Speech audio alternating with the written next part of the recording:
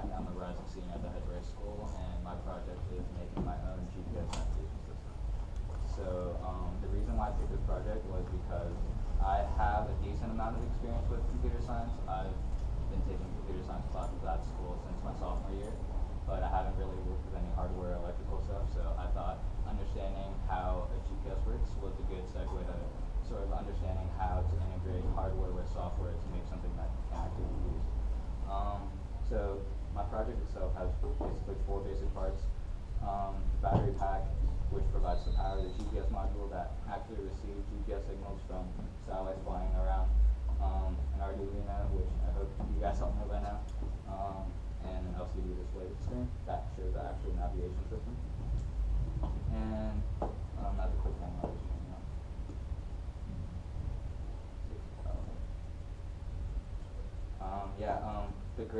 The biggest challenge I would say as I was making this was that I had to figure out a lot of the code for the actual system by myself because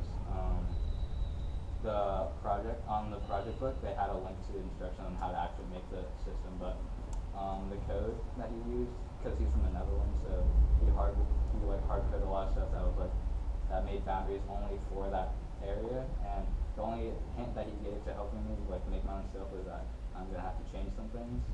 Smiley face. And then after about a week of trying to read it and trying to hack into his code to change his mind, I just realized I can't really reach that proficiency in time to finish my project. So I decided to just last week to start writing my own code, and so what I've got now is a map of about a 5-block radius and a small little red flashing dot of where we are. It's kind of hard to see, but.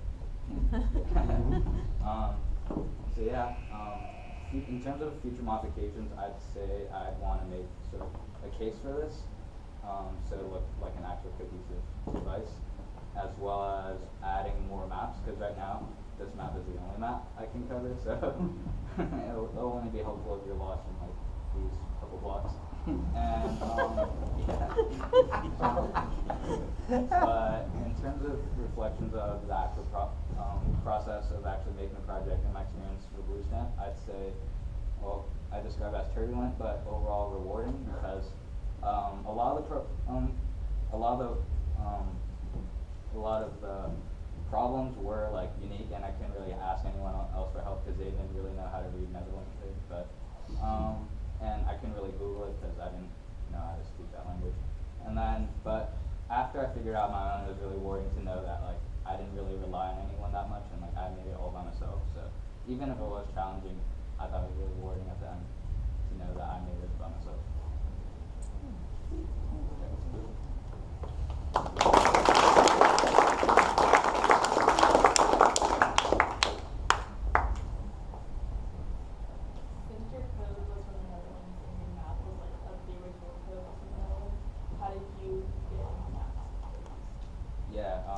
That basically took a lot of Googling, but basically I ended up finding a geotiff map file of the whole San Francisco area and cut that up in pieces. And basically a geotiff map file is basically a map that was already pre-georeferenced.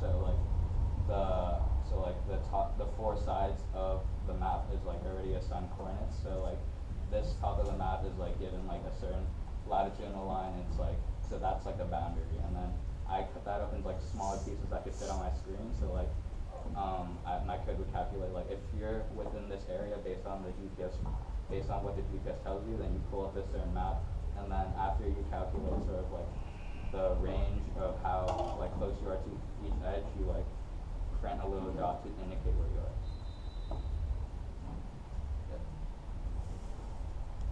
What don't you like about Google Maps or Apple Maps? That this does better.